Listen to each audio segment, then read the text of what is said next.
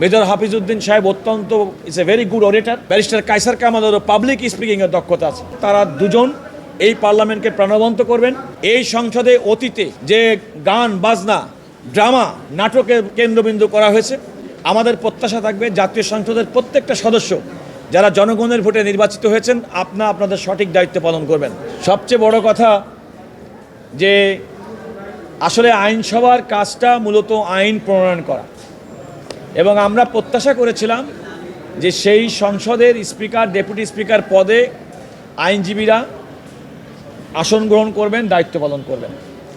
আমাদের এই প্রত্যাশা হিসেবে জনাব কায়সার কামাল, যিনি সুপ্রিম কোর্টের একজন আইনজীবী এবং সুপ্রিম কোর্টের একজন সিনিয়র অ্যাডভোকেট, জাতীয়তাবাদী আইনজীবী ফোরামের সংগ্রামী মহাসচিব, বিএনপির আইন বিষয়ক সম্পাদক, দীর্ঘদিন তার অভিজ্ঞতা রয়েছে আইনজীবীদেরকে নিয়ে কাজ করার। এবং আমরা বিগত ফ্যাসিবাদ আমলে বিরোধী আন্দোলনের সময় আমরা আইনজীবী ফোরাম এবং ইউনাইটেড লয়ার্স ফ্রন্ট মিলে সারা দেশে যে আন্দোলন গড়েছিলাম তার অগ্রভাগে তিনি ছিলেন। আপনাদেরকে আরেকটি কথা বলে রাখি, জনাব কায়সার কামাল যাওয়াতে ব্যক্তিগতভাবে আমি অত্যন্ত আনন্দিত, সংগঠনগতভাবে আনন্দিত। আমার একজন কলিগ সেখানে গেছেন, আমি তাকে অভিনন্দন জানাই। আমি একইভাবে অভিনন্দন জানাই জনাব হাফিজউদ্দিন আহমেদ, যিনি একজন বীর মুক্তিযোদ্ধা, রণাঙ্গনের মুক্তিযোদ্ধা, বাংলাদেশের ইতিহাসের সঙ্গে যার নাম পরিচিত। এবং আমি মনে করি এই জাতীয় সংসদ যে নতুন যাত্রা শুরু করলো, এটাও কিন্তু নতুন যাত্রায় আমাদের প্রত্যাশা পূরণের একটা অংশ মনে করি। কারণ বাংলাদেশের স্বাধীনতা যুদ্ধ, বাংলাদেশের ৭১ না হলে আজকে বাংলাদেশ হতো না। একজন রণাঙ্গনের মুক্তিযোদ্ধাকে বাংলাদেশে জাতীয় সংসদের স্পিকার করার মাধ্যমে প্রকারান্তরে মুক্তিযুদ্ধকেই সম্মানিত করা হয়েছে। এক, দ্বিতীয়ত হচ্ছে ফ্যাসিবাদ বিরোধী আন্দোলনে আইনজীবী সমাজের একজন প্রতিনিধি, যিনি আইনজীবীদেরকে নেতৃত্ব দিয়েছেন ব্যারিস্টার কায়সার কামালকে ডেপুটি স্পিকার করার মাধ্যমে, এবং এই আন্দোলনের মাধ্যমে আজকে ২৪-এর যে ছাত্র জনতা গণ আন্দোলন, সেই গণ আন্দোলন সফল হয়েছে।